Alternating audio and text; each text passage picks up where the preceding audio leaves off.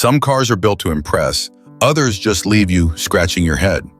These 12 vehicles range from outrageously luxurious to ridiculously stupid, sometimes both at once. From gold-plated excess to designs that defy logic, you won't believe these actually exist. Ready to see the most jaw-dropping cars of all time?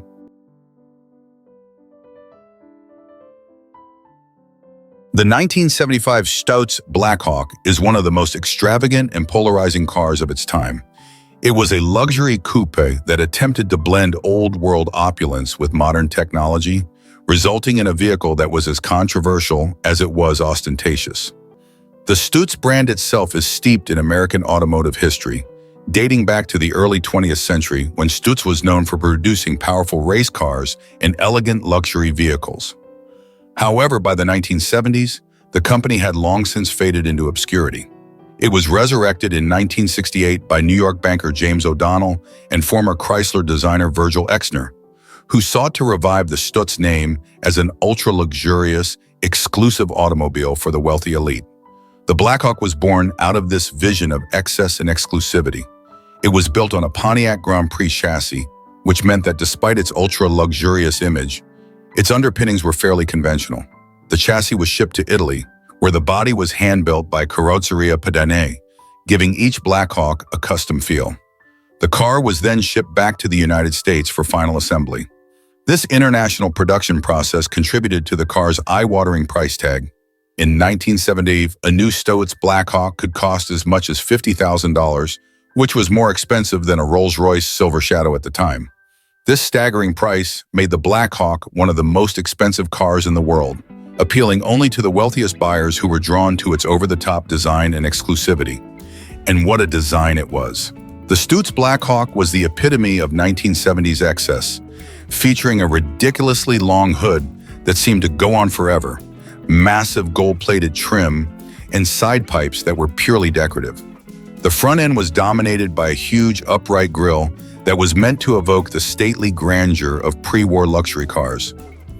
It also featured hidden headlights and a protruding nose that gave it a distinctive, almost cartoonish profile. The body was adorned with gold accents, including a gold-plated hood ornament and gold trim around the windows and fenders. The car's wire wheels and white wall tires added to the vintage-inspired flashy look, making it a rolling monument to conspicuous consumption. It was impossible to ignore the Stutz Blackhawk. Its sheer presence on the road demanded attention, for better or worse. Inside, the extravagance continued. The Blackhawk's interior was swathed in the finest leather, hand-stitched to perfection. Real wood trim covered the dashboard and door panels, and the seats were more like plush armchairs than traditional car seats. Thick carpeting and gold-plated hardware further emphasized the car's luxury credentials. Every Blackhawk came fully loaded with power windows, power seats, and air conditioning. High-end features for the 1970s. The dashboard was adorned with a gold-plated plaque engraved with the owner's name, adding a personal touch of exclusivity. No two Blackhawks were exactly alike, as buyers could customize the interior to their specific tastes, choosing from a variety of colors, materials, and finishes. This bespoke approach further cemented the car's status as a plaything for the ultra-rich. Despite its exorbitant price and lavish appointments, the Stutz Blackhawk was plagued by significant shortcomings, particularly when it came to performance and drivability. Underneath all the glitz and glamour, the Blackhawk was still based on a Pontiac Grand Prix, and it retained its American muscle car roots. The car was powered by a 7.5-liter Pontiac V8 engine, which, on paper, should have provided plenty of power. However, by 1975, stringent emissions regulations had severely hampered engine performance across the industry, and the Blackhawk's V8 produced only around 250 horsepower. This was enough to get the car moving, but it was far from the exhilarating performance that its appearance seemed to promise. The car was heavy, tipping the scales at over 5,000 pounds, and its weight, combined with its mediocre power output, resulted in sluggish acceleration and uninspiring handling. The Blackhawk's driving experience was more about making a statement than enjoying the thrill of the road. It was not a sports car by any stretch of the imagination. The suspension was soft and floaty, prioritizing comfort over agility, and the steering was vague and unresponsive. Maneuvering the car's massive hood and wide body through tight spaces was a challenge, and parking it was even more difficult, given its immense size and poor visibility. Fuel economy was dismal, with the car averaging around 8 miles per gallon, which, while not unusual for the time, was still a significant drawback. The Blackhawk was a car that looked fast, but felt ponderous and unwieldy behind the wheel. The 1993 Vector W8 is one of the most fascinating and misunderstood supercars of the 1990s. Conceived by Vector Aeromotive Corporation, the W8 was the brainchild of automotive visionary Gerald Weigert, who aimed to create the ultimate American supercar that could compete with the best from Europe. Weigert's ambition was to build a car that not only rivaled, but surpassed the likes of Ferrari and Lamborghini in terms of speed, technology, and exclusivity. To achieve this, he combined aerospace-inspired design, cutting-edge electronics, and an incredibly powerful twin-turbo V8 engine. The result was a car that was as radical as it was ambitious, a machine that looked like it belonged on the set of a science fiction movie rather than on public roads. But the Vector W8's complexity and extreme design ultimately proved to be its greatest weaknesses, making it a confusing blend of brilliance and madness. The Vector W8 was a product of its time, drawing heavily on the technological optimism and futuristic aesthetics of the 1980s and early 90s. Its design was unmistakable and utterly unique, with sharp angles, a wedge-shaped profile, and massive rear intakes that gave it an aggressive, almost militaristic appearance. It looked like a jet fighter on wheels, which was no coincidence. Weigert's background in aerospace engineering heavily influenced the car's design. The body was made from lightweight carbon fiber and Kevlar, materials typically used in aircraft manufacturing, which gave the W8 incredible strength and rigidity while keeping its weight relatively low. The attention to aerodynamics was evident in every detail, from the low-slung nose to the flat underbody and integrated rear wing. The car's overall design was striking and unmistakable, looking every bit like the supercar of the future. Underneath its dramatic exterior, the Vector W8 was powered by a monstrous 6.0-liter twin-turbocharged V8 engine that produced an astonishing 625 horsepower and 649 lb-ft of torque. This engine was based on a racing-spec small-block Chevrolet V8, heavily modified with twin turbochargers and advanced cooling systems. Power was sent to the rear wheels through a 3-speed automatic transmission, an unusual choice for a high-performance supercar, but one that Weigert believed was necessary to handle the immense torque produced by the engine. The performance figures were mind-blowing for the time. The W8 could accelerate from 0 to 60 mph in just 3.9 seconds and had a top speed of over 220, making it one of the fastest production cars in the world. However, the Vector W8 was not just about raw speed. Weigert wanted his creation to be the most technologically advanced car on the road, and he spared no expense in achieving that goal. The interior of the W8 was inspired by fighter jet cockpits, featuring a digital dashboard with an array of LCD displays that provided information on everything from engine temperature to downward forces. The cockpit-like layout was complemented by aviation-style controls, including a joystick gear selector and a complex array of buttons and switches. The cabin was lavishly upholstered in the finest leather and suede, and the seats were designed to provide exceptional support at high speeds. The W8 also boasted power windows, air conditioning, and a premium sound system, all cutting-edge features for a supercar in the early 1990s. Yet, for all its technological wizardry, the Vector W8 was plagued by serious reliability issues, many of which stemmed from its overly complicated electronics. The digital displays and advanced control systems were revolutionary, but notoriously temperamental. Owners reported frequent malfunctions, including screens that would suddenly go blank or display incorrect information. The car's electrical system was also prone to short circuits and other failures, making it frustratingly unreliable. The complex electronics required constant maintenance, and finding technicians who understood the W8's unique systems was a challenge in itself. The car's 3-speed automatic transmission was also criticized for being clunky and unrefined, detracting from the driving experience. Driving the Vector W8 was as much a test of bravery as it was of skill. The car's immense power and aggressive handling made it incredibly fast, but also extremely difficult to control at the limit. The steering was heavy and uncommunicative, and the car had a tendency to oversteer unpredictably, especially under hard acceleration. The stiff suspension provided excellent cornering stability, but resulted in a bone-jarring ride on anything other than perfectly smooth roads. Visibility was poor due to the low seating position and narrow windows, making it difficult to maneuver in tight spaces. The car's brakes were powerful but required a firm foot, and stopping distances were long due to the vehicle's considerable weight. In short, the W8 was a brutal, unforgiving machine that demanded respect. The 1970 Marcos Mantis M70 is one of the most peculiar and misunderstood sports cars to emerge from Britain in the early 1970s. Born out of the creative vision of Marcos Engineering, a company known for its innovative use of wood chassis in earlier models, the Mantis M70 was intended to be a bold leap into the future. It was designed to capture the spirit of a new decade with a radical wedge-shaped body that looked like it was carved with a ruler.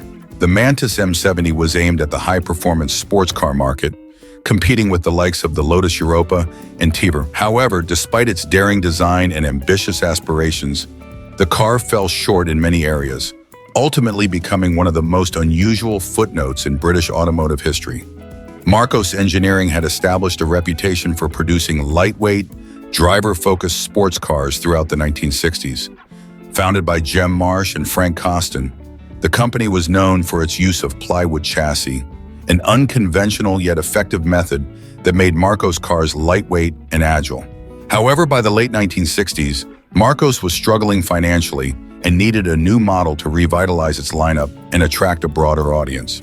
The Mantis M70 was conceived as a more modern, upscale sports car that would appeal to wealthier buyers looking for cutting-edge styling and high performance.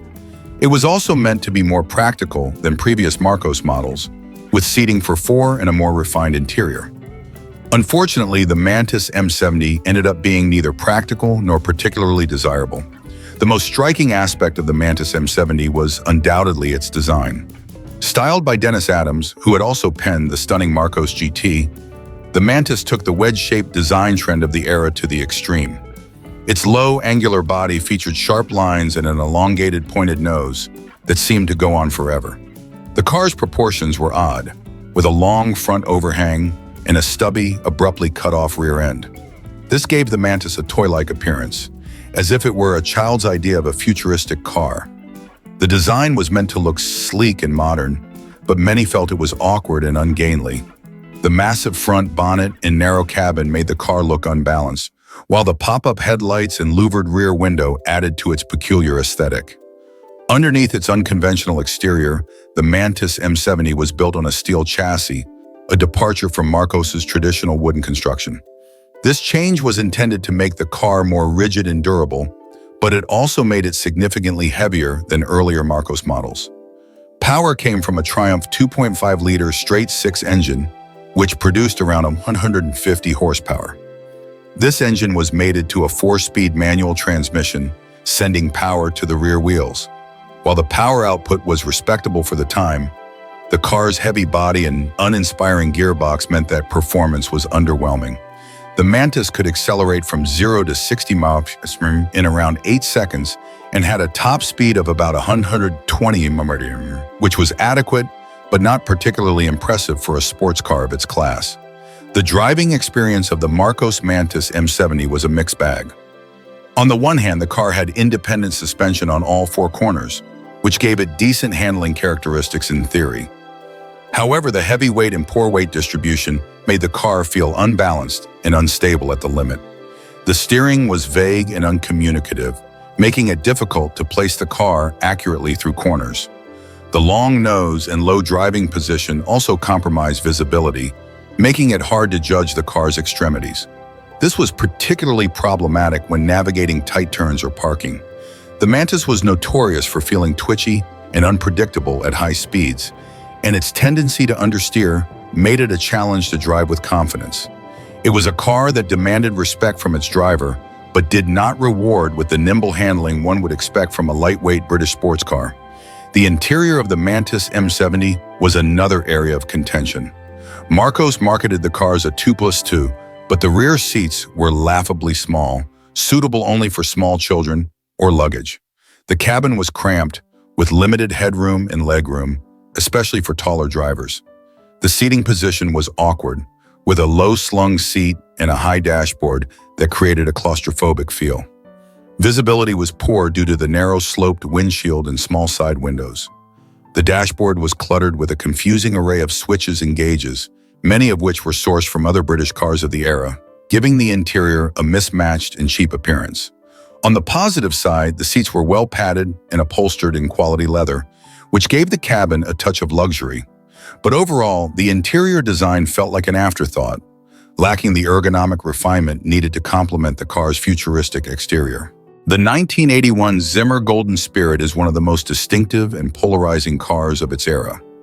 A vehicle that aimed to combine modern reliability with vintage style, but ended up as an eccentric symbol of 1980s excess. The brainchild of Paul Zimmer, a successful jeweler and entrepreneur, the Golden Spirit was created to evoke the opulence and grandeur of 1930s classics like the Duesenberg and Cord. It was marketed as the ultimate statement of wealth and sophistication, appealing to those who wanted to stand out from the crowd and make a bold, flamboyant impression.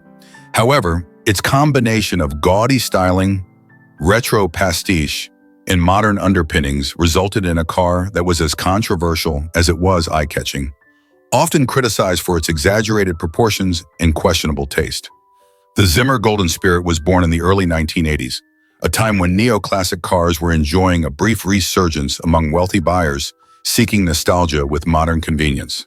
Companies like Excalibur and Clenay were already producing retro-styled vehicles, and Paul Zimmer saw an opportunity to capitalize on this trend. He founded Zimmer Motorcars Corporation in 1978, aiming to build luxurious cars with vintage-inspired designs and modern mechanicals. The Golden Spirit was the company's flagship model, intended to be the most extravagant and opulent neoclassic on the market. It was positioned as a bespoke, handcrafted luxury vehicle, appealing to celebrities, businessmen, and anyone else who wanted to make a grand entrance. The Golden Spirit was built on the chassis of a contemporary Ford Mustang, chosen for its reliable drivetrain and modern safety features. This choice of underpinnings made the Zimmer relatively easy to maintain, as it used readily available Ford components. However, the Mustang base also meant that the Golden Spirit's driving dynamics were less than spectacular. It was essentially a heavy, overstyled Mustang with compromised handling and performance. Under the long, sweeping hood was a 5.0-liter Ford V8 engine, producing around 140 horsepower, adequate but underwhelming considering the car's massive weight and imposing presence. The engine was mated to either a 4-speed automatic or a 5-speed manual transmission, driving the rear wheels. Acceleration was leisurely, and the car's heavy curb weight made it feel sluggish and cumbersome on the road. What set the Zimmer Golden Spirit apart from any other car of its time was its outrageous styling. The design was a deliberate throwback to the grand touring cars of the 1930s, with exaggerated proportions and an abundance of chrome accents. The front end was dominated by an enormous sculpted hood that seemed to stretch endlessly toward a massive chrome grille adorned with an ornate hood ornament. Long, sweeping fenders with exposed, faux side exhaust pipes emphasized the car's length, while running boards and chrome wire wheel added to the vintage illusion. The elongated wheelbase and inflated proportions gave the car a cartoonish, almost surreal appearance, as if it were a life-sized Hot Wheels toy. The sheer audacity of the design was its most defining characteristic, making the Golden Spirit impossible to ignore, but also difficult to take seriously. The interior of the Zimmer Golden Spirit was as extravagant as its exterior, designed to exude an air of old-world luxury. It was lavishly appointed with plush leather seats, deep pile carpeting, and extensive wood veneer trim. Gold-plated accents were used liberally throughout the cabin, adorning everything from the dashboard and steering wheel to the door handles and switchgear. The overall effect was one of opulence bordering on excess, more reminiscent of a vintage Hollywood set than a modern luxury car. Despite the flashy appearance, the cabin was actually quite comfortable and well-equipped, with modern amenities such as air conditioning, power windows, and a premium sound system. However, the layout was compromised by the car's unusual proportions, resulting in a cramped driving position and limited visibility. The rear seats were mostly decorative, offering minimal legroom and comfort. On the road, the Zimmer Golden Spirit was more about presence than performance. The car's Mustang-derived suspension was not tuned for sporty handling, and the heavy body made cornering a ponderous affair. The steering was vague and over-assisted, lacking the precision needed to confidently navigate tight turns. The ride was soft and floaty, designed for comfort rather than agility, which was fitting for a car meant to cruise boulevards rather than carve canyons. Braking was adequate but uninspiring, hampered by the car's weight and old-fashioned drum brakes at the rear. The driving experience was best described as relaxed and leisurely, with an emphasis on luxury and style rather than speed and excitement. In essence, the 2003 Cadillac Sixteen is one of the most audacious and memorable concept cars ever produced, a vehicle that encapsulates the sheer extravagance and bold ambition of Cadillac's vision for the future of American luxury. Unveiled at the 2003 North American International Auto Show, the Sixteen was designed to pay homage to Cadillac's illustrious past while simultaneously showcasing the brand's cutting-edge technology and design prowess.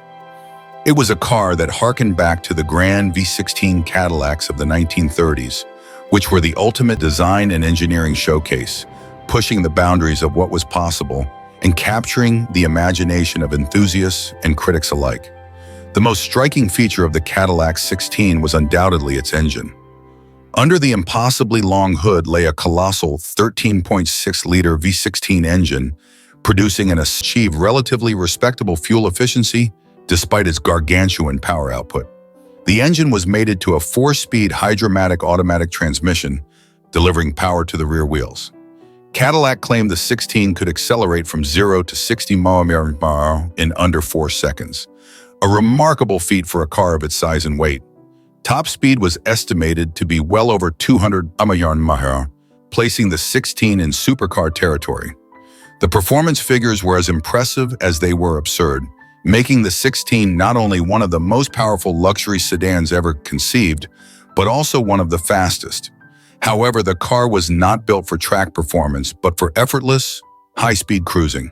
It was a grand tourer in the truest sense, capable of crossing continents with speed and style.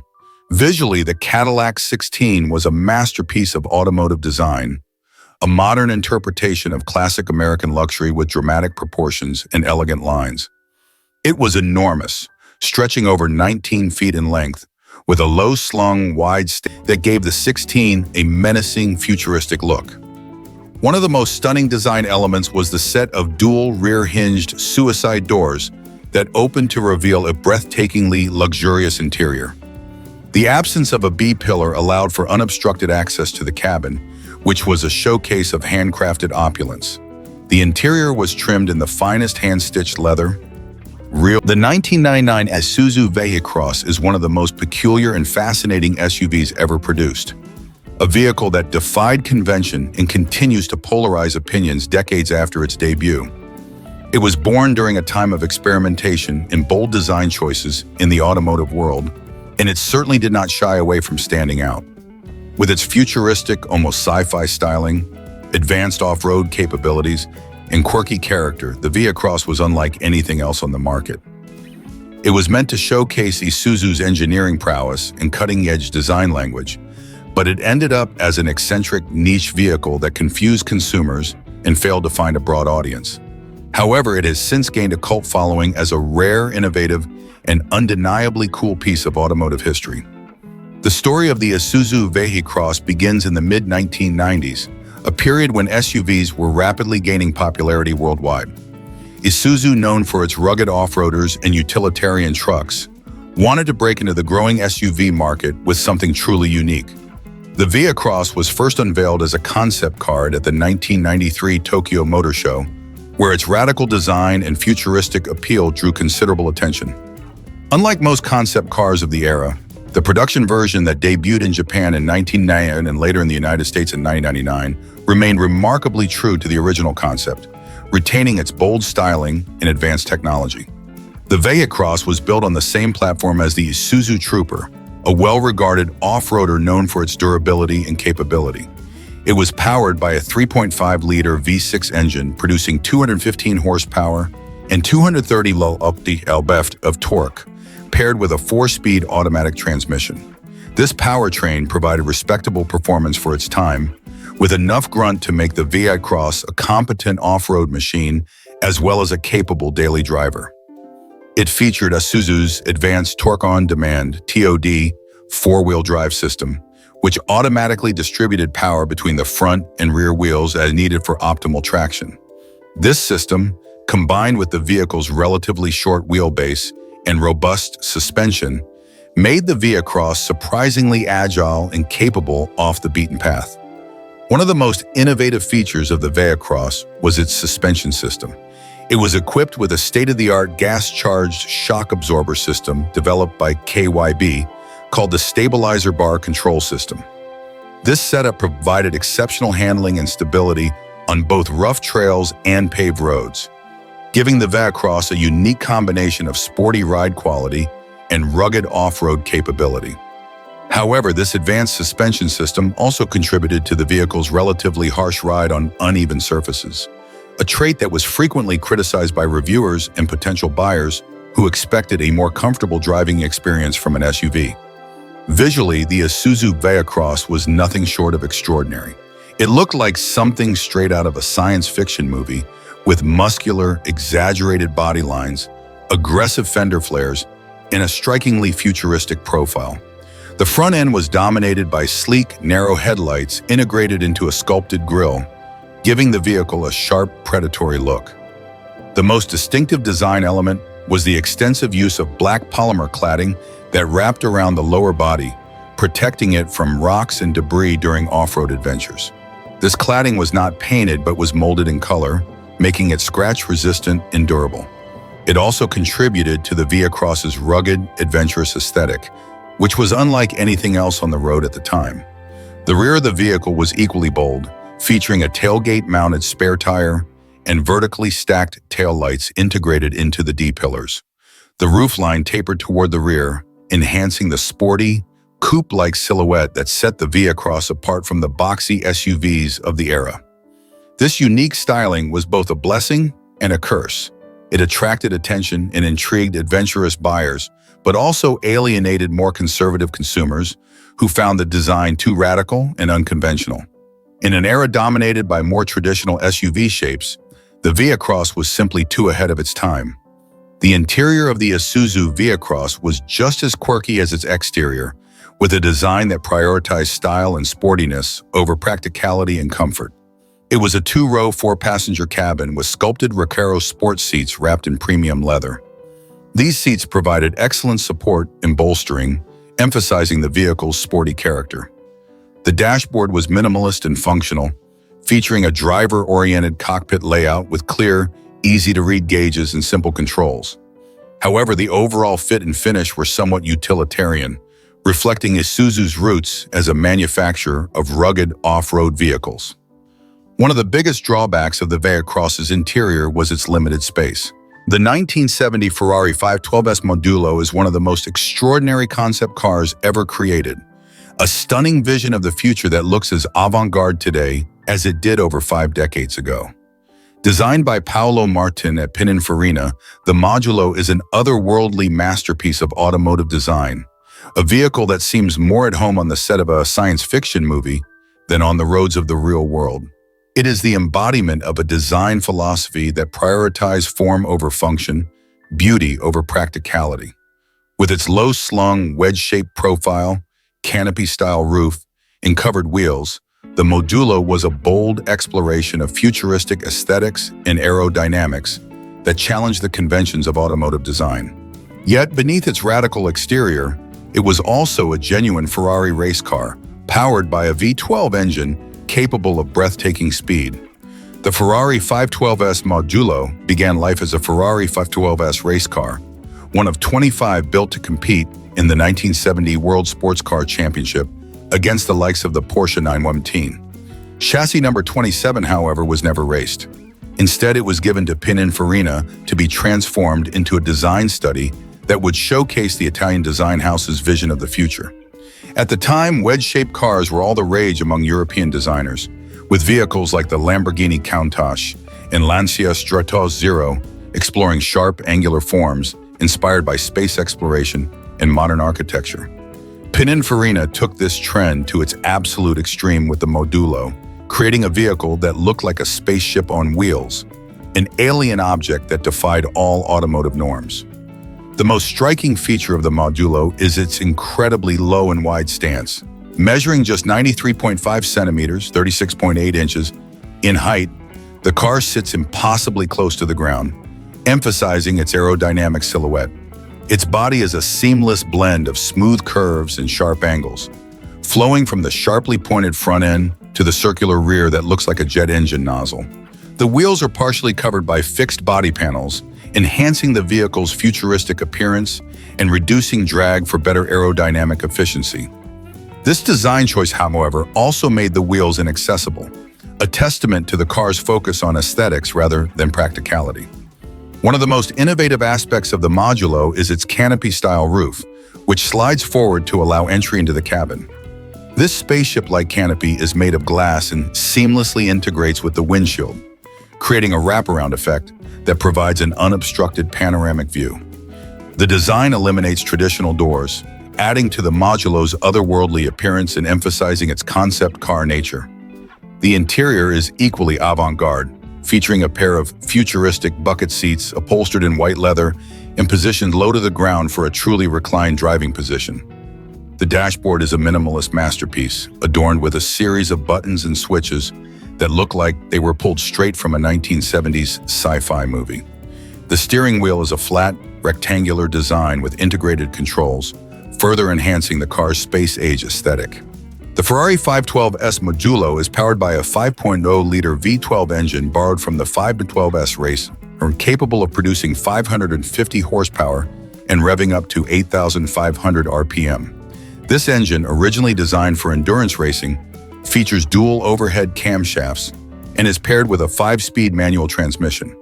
In theory, the Modulo is capable of reaching a top speed of 220 mph, 354 km, and accelerating from 0 to 60 mph in just 3.1 seconds, making it one of the fastest concept cars of its era. However, the car was never intended to be driven at high speeds. In fact, when it was first built, the Modulo was not even operational, as its engine and drivetrain were merely mock-ups for display purposes. The Modulo made its public debut at the 1970 Geneva Motor Show, where it stunned audiences and critics alike with its radical design. It was met with universal acclaim, praised for its bold styling and futuristic vision. It went on to win 22 international design awards, cementing its status as one of the most influential concept cars of all time. The Modulo was not just a design statement, but also a technological showcase, exploring advanced aerodynamics in lightweight construction techniques. Its sleek, low-drag shape and covered wheels demonstrated the potential of aerodynamic efficiency long before it became a key consideration in automotive design. Despite its success as a show car, the Modulo remained a one-off concept that never went into production. It was simply too extreme, too impractical, and too expensive to build for the mass market. It was a design exercise meant to push the boundaries of what a car could look like, a vision of the future that was more art than automobile. After its initial show circuit, the Modulo was stored in Pininfarina's private collection for decades. The Panther 6 is one of the most eccentric and audacious vehicles ever created. Expensive. The idea of a six-wheeled supercar was inspired by the Tyrrell P34 Formula One car, which famously used four small front wheels to improve aerodynamics and cornering grip. Jankel saw this as an opportunity to create a road-going version of the concept, a car that would not only look futuristic, but also offer superior handling and stability. The Panther 6 featured four 13-inch wheels at the front, all steering and all fitted with ultra-low profile tires, paired with two massive 6. It was said to accelerate from 0 to 60 mph in under 5 seconds, an impressive feat considering its size and weight. The engine was mated to a 3-speed automatic transmission, which may seem outdated by today's standards, but was quite advanced for the era. The Panther 6 also featured a fully independent suspension system with coil springs and double wishbones at all 6 wheels, ensuring a smooth ride and excellent handling. The 6-wheel configuration provided exceptional stability and grip, particularly at high speeds, giving the car polished wood accents, creating a sumptuous, opulent atmosphere that was unmatched by any other car of the era. The Panther 6 was not just about luxury and technology, it was also about exclusivity. Janko planned to produce a limited number of these ultra-exclusive supercars, marketing them as the most luxurious and technologically advanced vehicles in the world. However, the price was astronomical.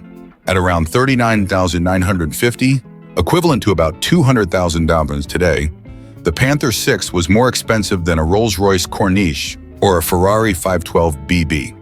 The 2004 Maybach Exelero is one of the most extravagant and enigmatic cars ever built, a one-of-a-kind masterpiece that defies conventional categories. It is at once a super luxury coupe, a high-performance supercar, and a conceptual design statement. Commissioned by Fulda, a German tire manufacturer, to test high-speed tires, the Exelero was designed to be a rolling showcase of power, speed, and opulence. Its origins are rooted in the need for a high-speed test vehicle, but the result was far more than just a tire testing tool. It became an icon of automotive excess and a symbol of unrestrained luxury. With its monstrous V12 engine, futuristic technology, and an $8 million price tag, the Exelero stands as one of the most expensive and exclusive cars ever made. The Maybach Exelero was born out of a unique collaboration between Daimler Chrysler, Maybach's parent company at the time, and Fulda Tires, a subsidiary of Goodyear. Fulda had a history of using high-performance cars to test and promote its top-tier tires, dating back to the 1930s when it commissioned a special streamlined Maybach for the same purpose. To celebrate this tradition and showcase its latest generation of high-speed tires, Fulda approached Maybach to create a modern-day equivalent, a car that could safely reach speeds of over 217 mph, 350 km/h, while maintaining the utmost stability and control. The result was the Exelero, a car that combined the raw power of a supercar with the unmatched luxury of a Maybach limousine. The design of the Exelero is nothing short of extraordinary. At over 19 feet, 5.89 meters, long and nearly 7 feet, 2.14 meters, wide, it is an imposing vehicle with a presence that is both intimidating and mesmerizing. The car's proportions are exaggerated to the point of surrealism, with an elongated hood that seems to stretch on forever and a cabin set far back towards the rear axle. Its low, sloping roofline and sharply chiseled rear end give it a dramatic, almost sinister stance. The overall shape is reminiscent of a Grand Touring coupe from the 1930s, paying homage to the aerodynamic Maybach SW38 that Fulda used for tire testing in the pre-war era. Yet, the design is also futuristic, with angular lines, bold surfaces, and a muscular, boxy profile that make it look more like a luxury battleship than a conventional car. The exterior was crafted by students from the Pforzheim University of Applied Sciences in Germany, under the guidance of Daimler Chrysler's design team. This collaboration resulted in a design that is both innovative and nostalgic, blending vintage Grand Touring elements with modern supercar aesthetics. The front end is dominated by a massive grille adorned with the iconic Maybach double M emblem, flanked by narrow angular headlights that give the car an aggressive, almost predatory look. The rear is equally bold, with twin exhaust outlets integrated into the bumper and sleek horizontal taillights that emphasize the car's wide stance. The bodywork is made entirely of carbon fiber, ensuring both rigidity and lightweight construction, crucial for achieving high-speed stability. The performance of the Maybach Exelero is nothing short of staggering. Under the hood lies a twin-turbocharged 5.9-liter V12 engine borrowed from the Maybach 57, but heavily modified to produce an astonishing 700 horsepower and 753 lb-ft of torque. This massive power is transmitted to the rear wheels via a 5-speed automatic transmission, propelling the Exelero from 0 to 60 miles in just 4.4 seconds, an impressive feat for a car that weighs nearly 2.7 tons. The Exelero's top speed is an eye-watering 218 mph to 351 km/h, making it one of the fastest Grand Tours of its time and fully justifying its role as a high-speed tire test vehicle. The car's stability at such high velocities is enhanced by its long wheelbase, wide track, and advanced suspension system, which includes double wishbones at the front and a multi-link setup at the rear. Inside, the Exelero is the epitome of luxury. The cabin is a blend of traditional Maybach opulence and futuristic technology, featuring the finest leather upholstery, carbon fiber trim, and aluminum accents. The interior is entirely bespoke, with hand-stitched leather seats that provide exceptional comfort in support at high speeds. The dashboard is minimalist yet elegant, with digital displays seamlessly integrated into the leather-wrapped dash, giving the cabin a clean and sophisticated look. The center console is adorned with brushed aluminum controls, and the steering wheel features paddle shifters for a more engaging driving experience. Despite its sporty nature, the Exelero is also incredibly spacious and comfortable, designed to provide a first-class experience for both driver and passenger. One of the most remarkable aspects of the Exelero is its price. At $8 million, it was one of the most expensive cars ever built at the time of its debut. The 1989 Lamborghini LM002 is a vehicle that defies categorization and logic, an off-road SUV that managed to be both absurd and impressive at the same time. It was born out of Lamborghini's desire to create something radically different, a luxury off-roader that combined the brand's flair for speed and performance with the rugged capability of a military vehicle. The result was the LM002, nicknamed the Rambo Lambo due to its aggressive, muscular appearance and its near-military roots. The LM002 was a car that no one quite knew what to do with, straddling the line between luxury SUV, off-roader, and sports car, and ultimately ending up as a niche vehicle with a cult following. The LM002 was a response to a request from the Italian military in the late 1970s, who were looking for an off-road vehicle capable of handling tough terrain. Lamborghini's engineers, under the direction of company owner and visionary Ferruccio Lamborghini, adapted their engineering expertise to design a robust off-road vehicle. The first prototype, known as the Cheetah, was unveiled in 1907 and featured a similar concept to the LM002, but lacked the refinement that would later become the hallmark of the production model. Lamborghini realized the Cheetah had limitations, particularly in its handling and driving dynamics, so they reworked the design, eventually arriving at the LM002, which debuted in 1986 as a civilian version of the original military prototype. At the heart of the LM002's allure was its engine, a 5.2-liter V12 borrowed directly from the Lamborghini Countach, one of the most iconic sports cars ever made. This engine produced an astonishing 450 horsepower and could propel the 5,300-pound SUV from 0 to 60 mph in just 7.7 seconds. A remarkable feat for a vehicle of its size and weight.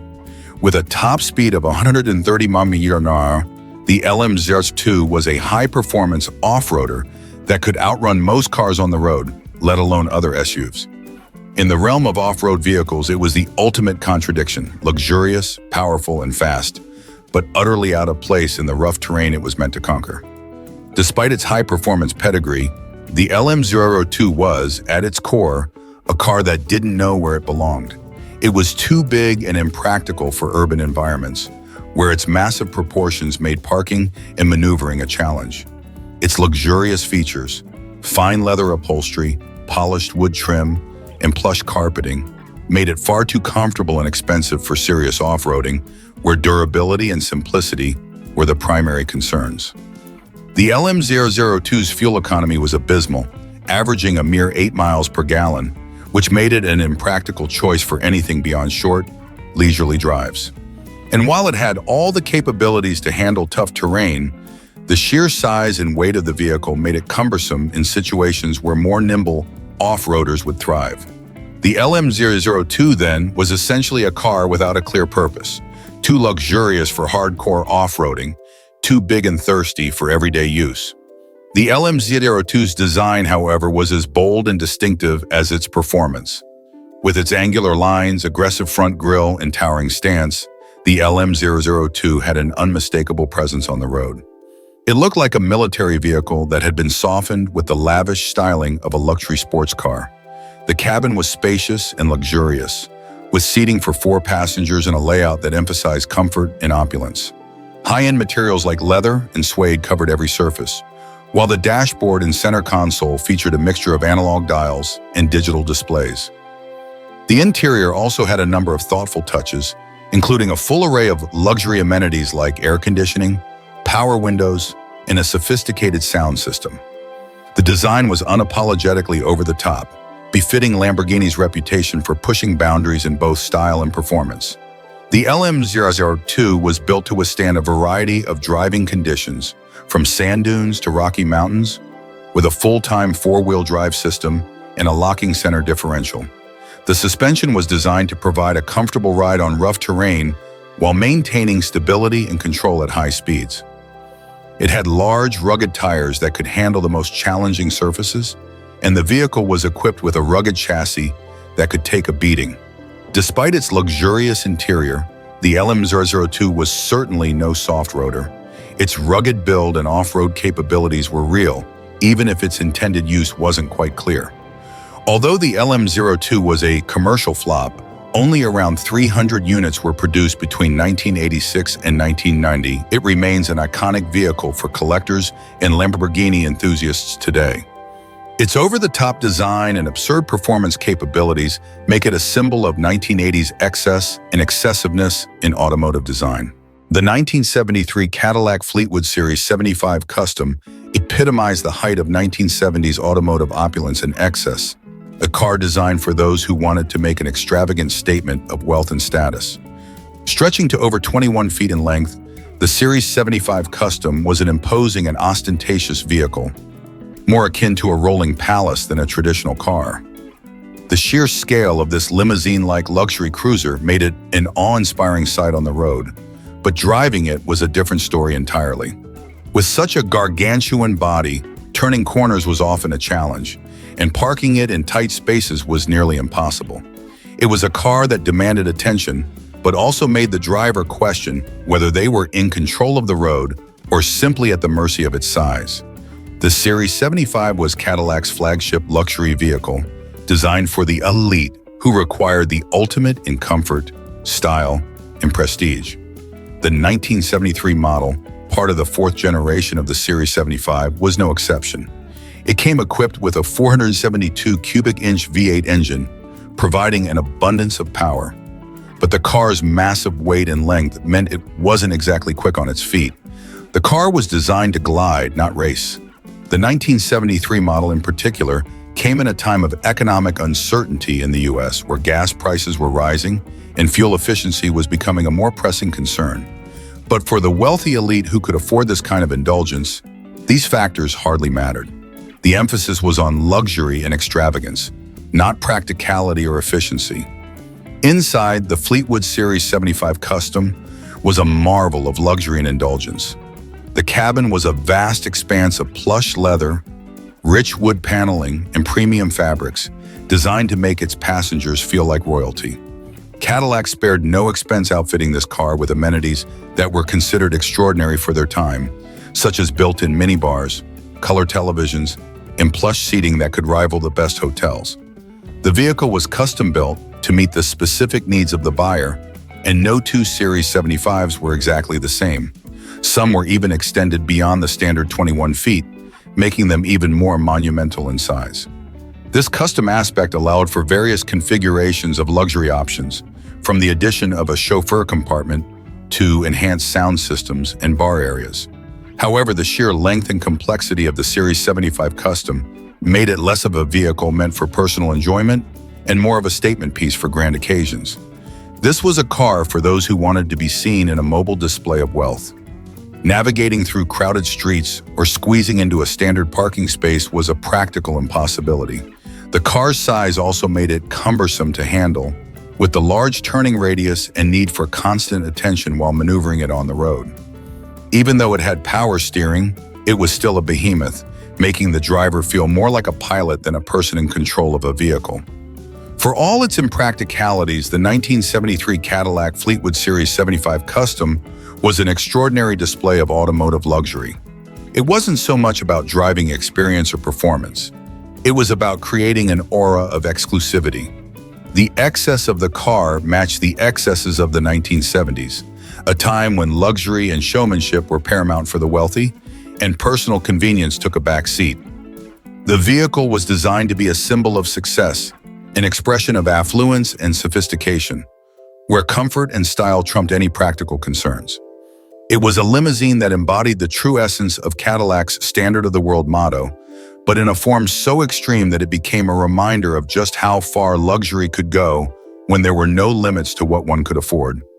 While the Fleetwood Series 75 Custom was a marvel of its time, its massive size, impractical design, and lack of versatility left it more of a symbol of excess than a car that people would want to drive on a regular basis. This vehicle was clearly not made for everyday use. It was made to show off, to turn heads, and to make an unforgettable impression wherever it went. Yet, despite its impracticality, the Series 75 Custom has a unique place in automotive history as a symbol of 1970s luxury at its most extreme. For those who could afford it, it was the ultimate expression of grandeur and style. A car that took the notion of excess to its absolute limit. The 1956 Chrysler Norseman concept is one of the most intriguing and tragic what-if stories in automotive history. It was a car that embodied the spirit of post-war optimism and futuristic design. A bold experiment that showcased the possibilities of advanced engineering and innovative styling. Designed by Chrysler's legendary design chief, Virgil Exner, and hand-built by Carrozzeria Ghia in Italy, the Norseman was intended to be a showstopper, a car that would dazzle the public at auto shows and reinforce Chrysler's reputation as a leader in design and technology. It was a car that was meant to inspire, to push the boundaries of what was considered possible, and to demonstrate the future of automotive styling. Tragically, it never got the chance to do any of that, as the only prototype ever built was lost at sea in one of the most infamous maritime disasters of the 20th century, the sinking of the SS Andrea Doria. The Norseman was named to evoke the image of Viking explorers, symbolizing boldness, adventure, and innovation. It was a fitting name for a car that was ahead of its time in almost every way. The design was conceived at Chrysler's Advanced Styling Studio under the guidance of Virgil Exner, who was known for his revolutionary forward-look designs that transformed Chrysler's image in the 1950s. Exner wanted to create a car that would not only look futuristic, but also incorporate advanced engineering solutions. The most radical feature of the Norseman was its cantilevered roof, a pillarless design that gave the car the sleek, open appearance and made the roof look like it was floating above the body. This effect was achieved by using a hidden support structure integrated into the rear of the car, eliminating the need for the traditional B-pillars that typically connect the roof to the body. This created a clean, uninterrupted glasshouse that offered panoramic visibility and a light, airy feel to the cabin. The cantilevered roof was not just a design statement, it was also an engineering marvel. To make it work, Chrysler's engineers developed a complex support system that relied on reinforced steel beams hidden within the rear fenders and roofline. The structure had to be strong enough to support the roof while maintaining the car's rigidity and safety. This was no small feat in an era before computer-aided design and crash testing, and it showcased Chrysler's commitment to pushing the boundaries of automotive engineering.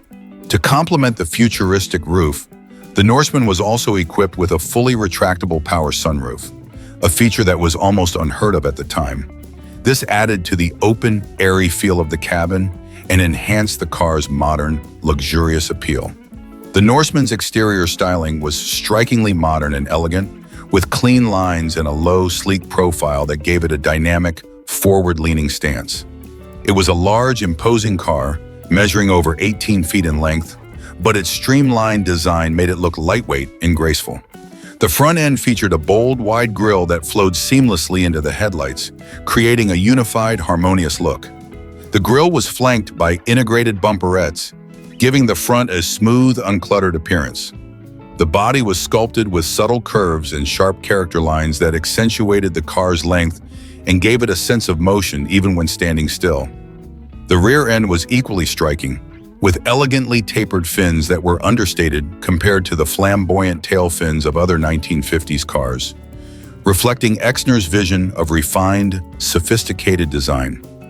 The interior of the Norseman was a masterpiece of luxury and futuristic technology. It was upholstered in the finest Italian leather, with chrome accents and polished aluminum trim that gave it an upscale, modern feel. The dashboard was sleek and minimalist, with a horizontal layout that emphasized the car's width and spaciousness. The instrumentation was futuristic, featuring a speedometer and gauges housed in a floating pod that appeared to be suspended above the dashboard. This unique design not only looked futuristic, but also enhanced driver visibility and ease of use. The seats were power adjustable and contoured for maximum comfort, with a wraparound design that created a cockpit-like feel for the driver. The rear seats were equally luxurious, with generous legroom and a sense of open space created by the pillarless panoramic windows. In addition to its stunning design, the Norseman was packed with advanced features that were decades ahead of their time. It was equipped with power windows, power steering, power brakes, and air conditioning, features that were considered state-of-the-art luxury in the 1950s. The car also featured hidden door handles and flush-mounted windows that enhanced its sleek aerodynamic profile. Under the hood, it was rumored to have a powerful Chrysler Hemi V8 engine, though exact specifications were never confirmed.